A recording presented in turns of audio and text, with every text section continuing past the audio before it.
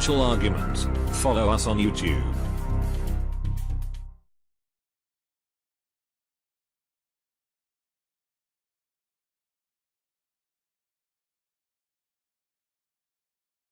Harley, welcome. Happy to be with you, Dave. Hey, thanks for being here. And we have a lot to talk about right now. And I wanted to start off with the economy. And I wanted to get your take on where you think the economy is going and how it has it improved since Trump got into office? Has it gotten worse? Where are we right now? Well, there's a lot of back and forth on that because, of course, Trump wants to take credit for certain things, and there are others who are saying that he's harming certain things.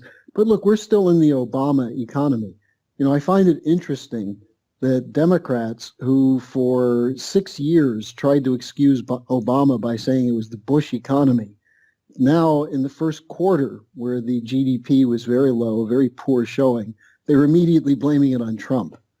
So the reality is that the Obama economy throughout his presidency was abysmal. The only thing that grew were the size of the speculative banks and some venture capital operations, mergers. But the economy as a whole, the manufacturing base continued to shrink. In fact, it's been shrinking for 16 years, going back to Bush and Obama. We've lost over 5 million manufacturing jobs since 2001. And what we're seeing is an explosive buildup of corporate debt and mortgage debt, also auto debt. I don't know if you've been following this, but the auto sector is starting to lose business because of the inability of people to pay back car loans. So what we see is a debt bubble that is going to explode. Now, what Trump is trying to do is deal with it on several levels. One is on trade, and I think he should be commended for pulling out of the Trans-Pacific Partnership, talking about NAFTA, although they're trying to scare him back into sticking with NAFTA. Secondly, for me, most of this talk about tax cuts, it's a lot of nonsense. It's not going to work. But what is interesting is the discussion of Trump and others of Glass-Steagall, dealing with the banking situation in a way that would open the door to writing down some of the bad debt. Now, if you don't do those things, you're not going to have an economic recovery. Now, the other thing, of course, is the potential the United States would have were it to join with China on this explosive growth operation called the Belt and Road Initiative, or the New Silk Road, where they just had a major conference in Beijing. The United States is orienting toward that. Our group has been saying that Trump should participate in this personally. He didn't. I mean, he's obviously got a lot of fires to put out, but he sent someone from the National Security Council. And the U.S. is very much involved now in talking with the Chinese and others about U.S. companies getting involved in these major infrastructure projects. So the potential is there for Trump to do something on this. But I think the potential rests in a break with the old system. And this is why there's an attack on Trump, because there are people for whom the old system is a cash cow. The zero interest money from the Federal Reserve that feeds into speculative casino operations and so on. So I think we're seeing a huge war that the American people are being denied a picture of it, because all we're getting is the story of the so-called Russia corruption angle. So my view on the economy is that it's a real weak point. I see it here in Europe. There's no solution that anybody has. The euro is still dead in the water. The banking situation in Southern Europe is a catastrophe. And the idea that somehow there's a recovery is one of the frauds that was associated with Obama.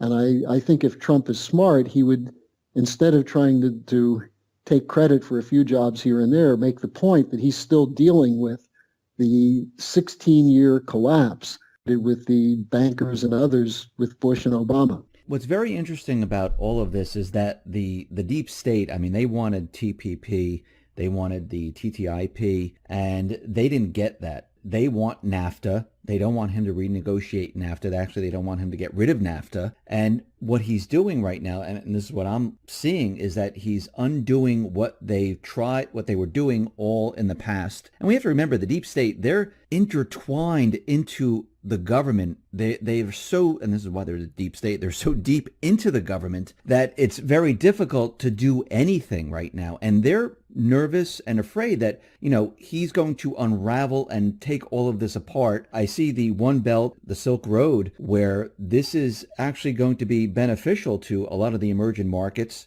to Europe. There's going to be free trade, and I think it's going to be a huge benefit. And I think during Obama, the United States didn't even want to get involved with that. And now with Trump, he's maneuvering to get involved with this because I think he understands that we need to be a part of it. Obama was completely opposed to it, as evidenced by his effort to sabotage the Asian Infrastructure Investment Bank. To use the South China Sea as an issue to turn the countries of South Asia against China, to turn the Japanese against China. All that's failed. All of that's changed. And it's not just that Trump is open to it, it's that there's a dynamic that's going on that has momentum, that has very little to do with the United States. It's a Eurasian-centered development process where the Chinese have done a number of things well. In particular, investing the surplus money they have, not in speculation and mergers and things of that sort, quick buck speculation, but in long-term investments. Now, this threatens the whole system. And you mentioned the deep state. The deep state is not only intertwined with the government, but with the financial markets, the financial networks. Yes, that is true too. The CIA originally came out of Wall Street. So you have these people who arrogantly think they're born to rule and that no one else has a right to interfere with them. And they use what I guess you would have to call geopolitical processes of splitting the world between East and West and North and South, and regional wars, regime change wars, anything to avoid some breakout of the system. Now, the system is collapsing, and countries want to get out of it. The Greeks want to get out of it. They were very active in Beijing at this conference. The Italian Prime Minister, Gentiloni, was there and came back with deals for upgrading ports in the Adriatic. You see the unwillingness of countries like the Philippines to be told what to do by the likes of Obama. Now, Trump has come in and he's basically said, we want to hear what you have to say and let's open the door and make some deals. And it's a kind of free trade, but it's different. It's not the globalized free trade of the corporate cartels. It's the idea that we live in a globalized world, but the globalization has to be for the benefit of other countries as well, which is not what the old British Empire or the Anglo-American Empire wants. So you have a conflict between these two systems. And Trump, for whatever reason, had a vision of breaking with this old geopolitical system. And the center of it was around the relations with Russia. And so it's not surprising that this is what the enemy has seized upon to try to destroy Trump. And as you and I were talking before, with all the many months, and remember, this goes back to June 2015, when the GCHQ, the British, started tracking Trump. Since June 2015, they've been trying to find evidence of his corruption tied to Russian firms, to oligarchs tied to Putin, and so on. With all the capabilities of the NSA and the cyber warfare capabilities and so on, they don't have a single thing in nearly 2 years. So what's the point to this? Well, the point is they're doing everything they can to sabotage Trump, to keep him from doing what he wants to do by turning the whole political environment into a 24-hour, 7-day-a-week discussion of who's corrupt and who knew what when. And in a sense, they're going by the old Watergate playbook. And what I find very interesting is that they hired a special counsel to investigate the Russian involvement in the elections, the Russian involvement with Trump. And this was all based on what happened with the New York Times and this memo from Comey, where no one has seen the memo. I mean, it was read over the phone and there's no proof of anything, but they went off of that. And I think it was Rosenstein who decided to calm the situation down, I guess, let's get a special counsel to look into something that we have no evidence about whatsoever, which to me, when you look at other different things happening, like the Obama spying, there was a criminal act with someone unmasking the Clinton emails. I mean, there's so many different things that there's nothing for that. When you talk about the Watergate playbook, what was the key thing? Nixon went down not because a bunch of CIA guys and deep state guys planted a bug in the DNC headquarters. And actually, it's so interesting, the parallels, DNC in 1972, DNC in 2016, the involvement of the CIA, the FBI, and so on. Nixon went down because of the so-called cover-up. So what are they saying now? The firing of Comey shows that Trump fired him because he wouldn't cover up the Russian connection. Well, prove there's a Russian connection. If you can't prove that, there was no cover-up. There was an attempt to counter a lying media story that is omnipresent. You can't escape it. And the constant drip, drip, drip of slander will now be increased by the existence of a special counsel, more leaks, unnamed or anonymous officials saying that they happen to know that Trump once had dinner at a Russian restaurant owned by an oligarch who's a third cousin of Putin's maid. This kind of stuff is absurd, but it's all designed to stop the emergence of this new strategic reality. And I think this is what people have to be focused on, is rather than get into the minutia of who did what when, look at where we could be going. Look at what they're trying to stop. We're talking about a multi-trillion-dollar, 10 to 20-year investment plan that the Chinese have now recruited other countries to be involved in with them. I think there were 68 countries that were represented in Beijing. And what we're talking about is global connections on maritime Silk Road, the water, high-speed rail, even collaboration in space. And this is the most exciting potential. And this is how you can kickstart the moribund U.S. economy. And instead, what are we getting? The same old fights, the budget debt ceiling fight, the tax cut fight. They're trying to contain everything within a system which is failing. And we've got to break out of that. And I think that was why Trump got elected. People were sick of that old system.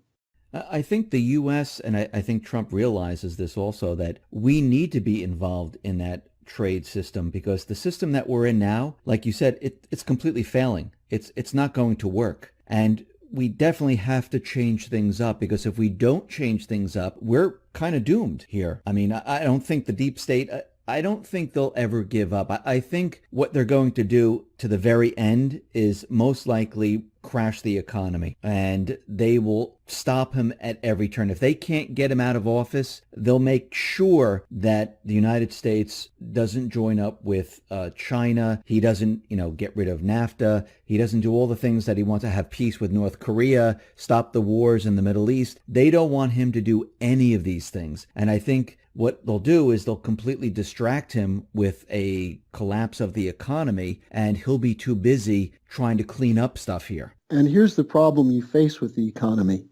The debt bubbles are approaching a hyperbolic point where something is going to have to give.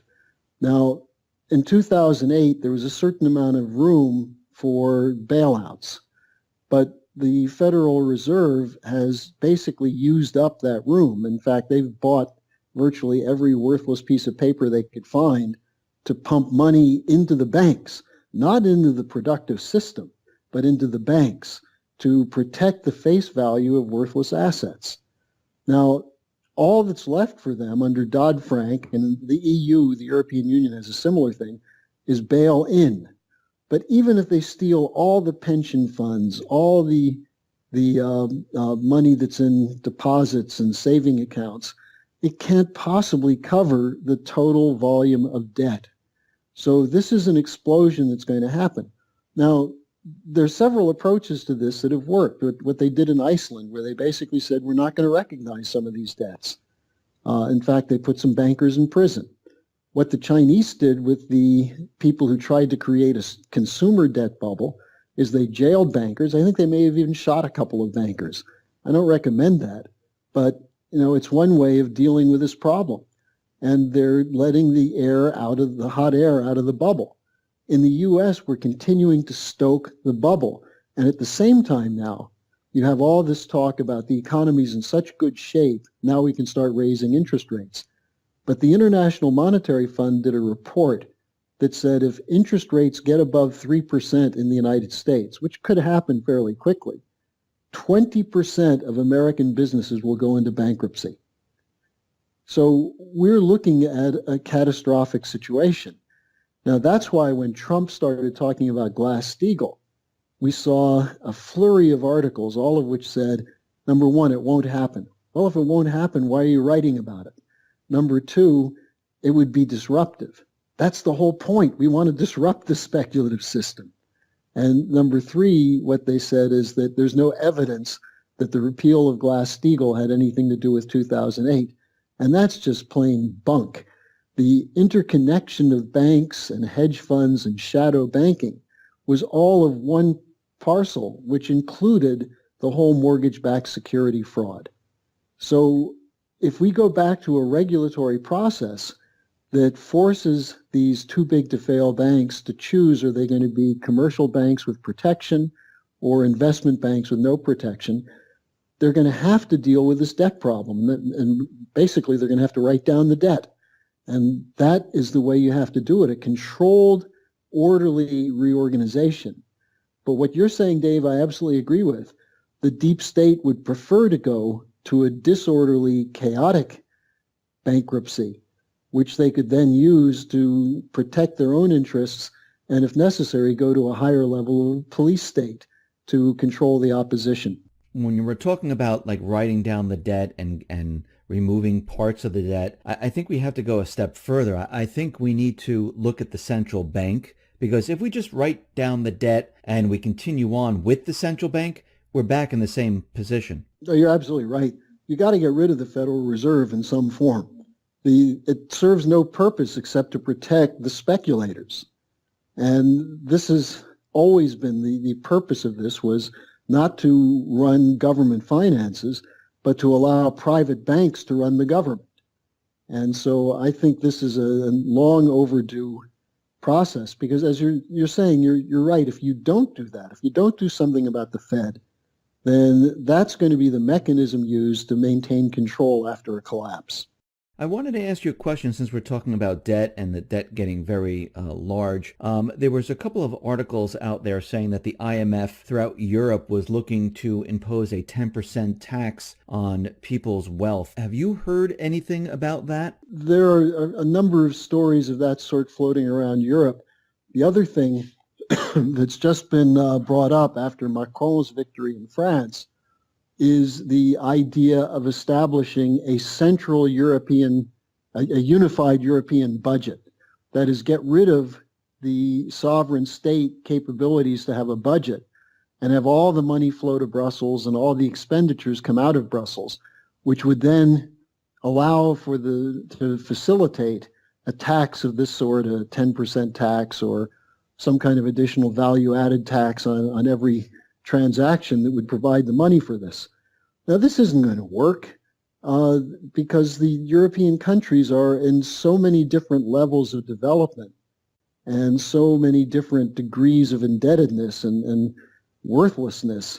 What do you do if you have a central government in Brussels having to deal with the Greek crisis, the Italian crisis, the Spanish crisis, without just taxing the Germans, which is pretty much what they're doing anyway, but they want to formalize it. So I think it's a non-starter, but you could hear the sigh of relief when Le Pen lost in France. And I think what that showed is the cowardly corruption of all the so-called opposition parties that folded and went behind this guy Macron, who to me is sort of like the Obama of France. Obama basically came out and phoned him and gave him his blessing. Well, he also sent over some political operatives to help him. So here in the United States, with everything going on right now, I mean, we still have a problem with the budget here in the United States because the $1 trillion only lasts until September 30th. We still have the debt ceiling problem, and nothing has been solved at all. So once September 30th hits, what happens at that point? Well, my view, and I know this is Mr. LaRouche's view, is that we have to do something before September 30th to change the system. Because if all you're doing is allowing the government to function crisis to crisis, you don't have a solution. You kick the can down the road. You come up with a threat of a shutdown, or you even do a shutdown for a little while, but you don't solve anything that way. We need real reform. And this is what we were talking about. You have to, what Mr. LaRouche has proposed is, number one, Glass-Steagall, to shut down the speculation and to force the investment banks to eat their bad debt.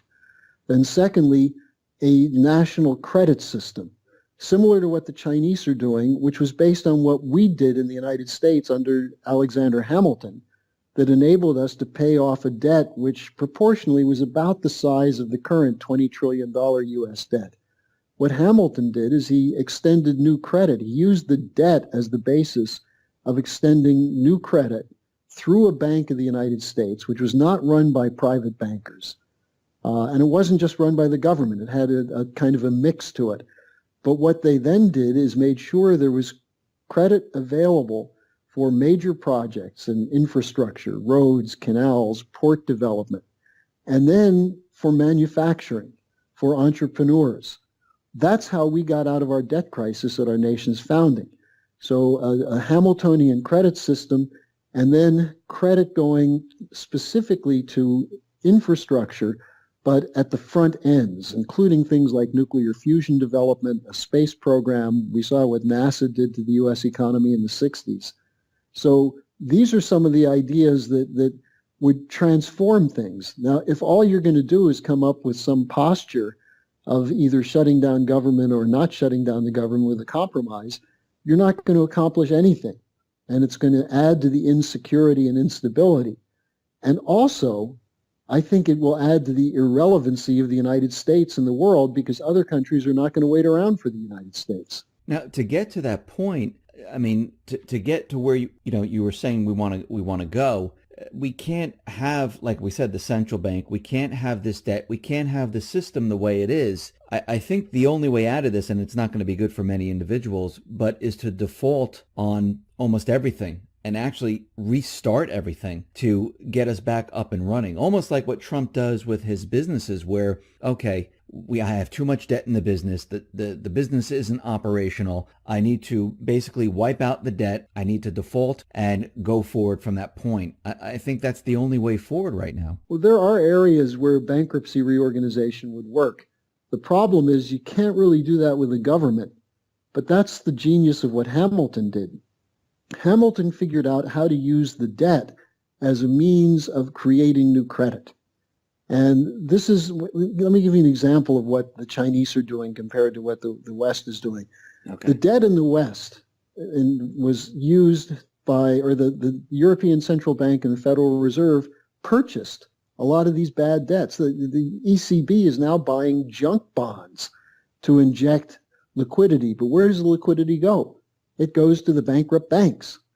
Now, what Hamilton said is, let's take these bonds that otherwise seem to be worthless and turn them into a credit system. And so one of the things the Chinese are doing is they're using their holdings of U.S. treasuries, because they know the treasuries, at least up to now, are not in danger of default. They're using the treasuries as seed capital for creating credit, much in the same way that the Germans in the 1950s used the money from the Marshall Plan to generate credit for the economic miracle.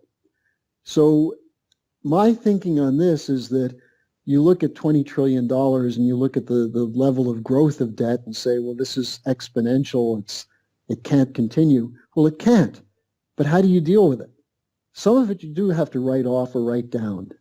And you let the speculators take the losses. But you can't do that with families and small businesses. You have to give them an opportunity to have a reorganization.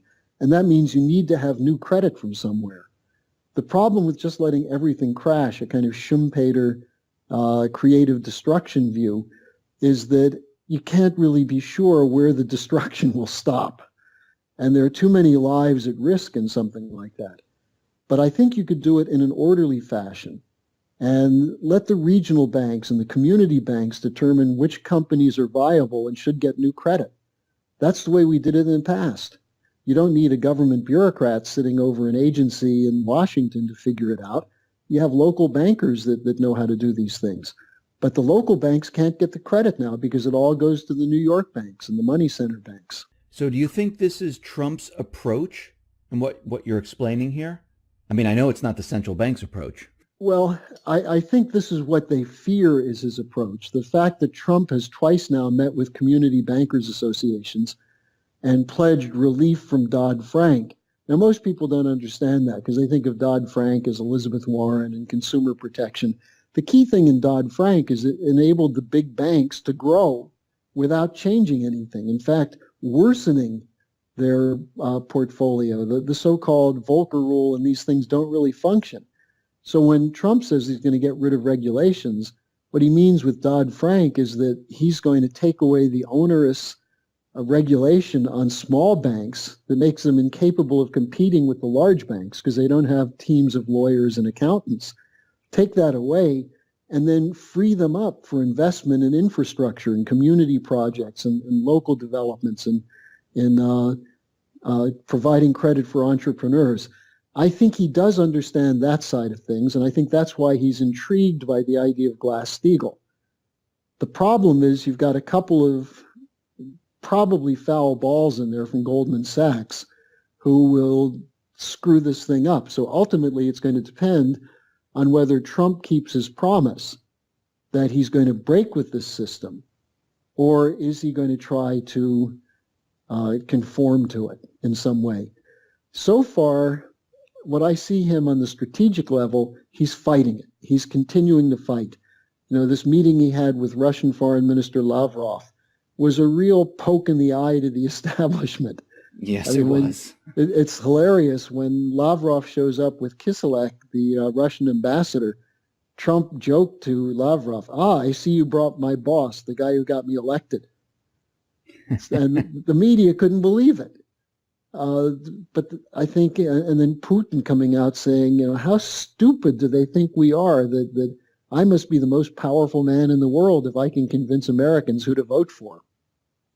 So most of the world looks at the United States somewhat bewildered. Now in Germany, because we have a similar problem here in Germany with Merkel. Merkel is sort of a cross between Obama and Hillary. You know, the Germans have the same media coverage that you have in the United States.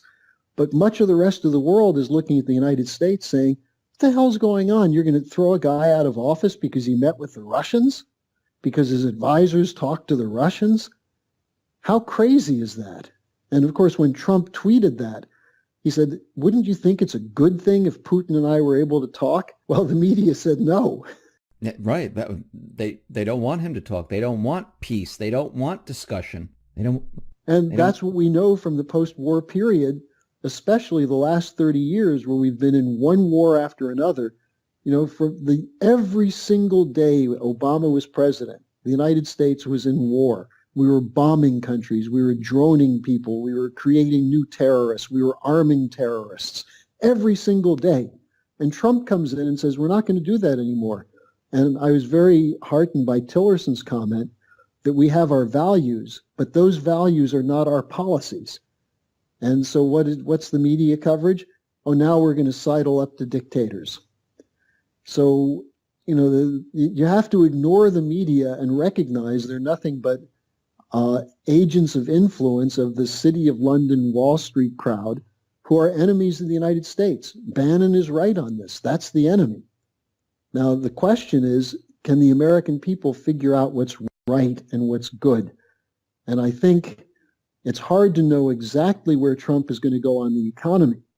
But I think his impulse to orient toward China and orient toward Russia on strategic matters and to kind of thumb his nose at the European Union is a pretty good start.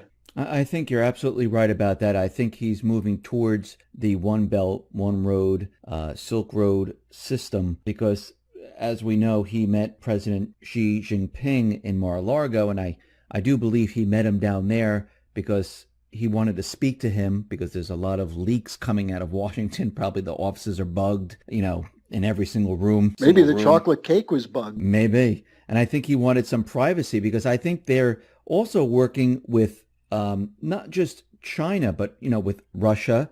I think they're working with North Korea, with the Philippines, the rest of the Asian islands and countries around that area to all get in on this deal. Even though the deep state is trying to push the war with North Korea like there's no tomorrow. I mean, that's their whole agenda. I think he's looking to calm the situation down, work out a deal economically, and have everyone cooperate. And this is why, and I call it deep state speak, you never hear him talk about red lines or absolutes. Those individuals that speak, you're either with us or you're against us, like Nikki Haley, she said, you're either with the United States or you're with North Korea. She gave an absolute. She totally is with the deep state, in my opinion. Trump just says, I would meet with Kim Jong-un. Yes, he might be a bad man, but I would still meet with him. And it looks like he's working with South Korea right now to maybe have a meeting with him to calm the entire situation down. Well, the solution in the Korean Peninsula is obvious. The Silk Road. You have a rail line going from South Korea through North Korea. You bring the North Koreans in on it. And, to get there, you're going to have to do some diplomacy, some negotiations, but it's going to have to be with countries that the North Koreans at least think are not out to destroy them. And I think Tillerson's comments that we're not going to do regime change, Trump saying that he wants Xi Jinping to be involved in this. And one other thing, don't overlook the importance of Japan right now. President Abe, or Prime Minister Abe, was represented by his top diplomat at the Beijing conference. Abe is going to be meeting with Putin for the third time in the last 6 months. He had a good friendship develop with Trump. The Japanese are talking about investing $15 to $20 billion in U.S. infrastructure. And Abe joked, we need a high-speed train that connects the White House with Trump Towers in New York. So there are some real potentials here that Americans just don't know about. Because when Xi Jinping was here, what did we hear about? Syrian chemical weapons, another false flag lie that was used to try to scuttle the potential of a U.S.-Russian relationship. So I've been writing a series of articles on these things. If your listeners would like to get a copy of one of the articles I've been writing, they can just send me an email and I'll be happy to send it out because you're not going to get this information in your mainstream media. So if people would like to see the kind of work that I'm doing, and on behalf of LaRouche PAC, just send me an email to harleysch@gmail.com. That's harleysch@gmail. And I'll be happy to send you an article and you can take a look at what's really going on in the world. So Harley, where do you think we're going from here? What do you think is going to happen? Well, my advice to a few people I know around Trump is he's got to be more direct in what he says. And you can't just do it with Twitter. He's got to have a press conference where he says, look, this Russian stuff is nonsense. It's coming from people who are trying to destroy what I'm trying to do, which is to break out of the old geopolitical game, which means war and depression, into a new era of peace and economic development. And this is one case where he could say, if you're using the Russian slander against me, then you want to continue these wars. You want to continue to build up the terrorist states against us and against our people. I think he's got to be that direct and even name the names. Look, we know, for example, that Comey had the number two man at the FBI, this guy McCabe, was working with Terry McAuliffe, the Clintonista governor of Virginia, to try and elect McCabe's wife to the Virginia State Senate. Yep. Terry McAuliffe gave McCabe's wife $750,000 from his PAC to run for a state Senate office in Virginia. So what do you have when you look at Comey and this network? You've got coup plotters. You've got conspirators. Comey was working from the beginning with Clapper and Brennan. I'd like to see Comey's notes from his meetings with Brennan on the investigation of Trump. You want to see some notes, New York Times? Why don't you subpoena those notes from Comey? Maybe Grassley will ask some of those questions when Comey comes before the Senate Intelligence Committee. But Comey's a highly conflicted guy. And what I fear is they're going to use this special counsel, as you said earlier, to have a drip, drip, drip attack on Trump until the American people just get so weary of it, they just say, forget it, let's get rid of him and move to another page, which means the deep state will have won. So I hope Trump sticks to what he said at the Coast Guard ceremony the other day, fight, fight, fight, never give up. But he's got to be more explicit in identifying the enemy. And on this Comey question, he should ask some questions, either himself or through surrogates, of Comey's connection with Clapper and Brennan in doing this original Putin did it, Russian meddling story. Secondly, did the FBI offer $50,000 to Christopher Steele or not? That's a story that's come out in the London Guardian and also is in the Washington Post. Why is the FBI trying to hire an ex-MI6 operative? And we know there's no such thing as ex-MI6 operative, Right. but one who originally was working for the Bush campaign and then the Clinton campaign. Isn't that a conflict of interest? Isn't that meddling in an election? So I think there are some real questions that Trump could ask.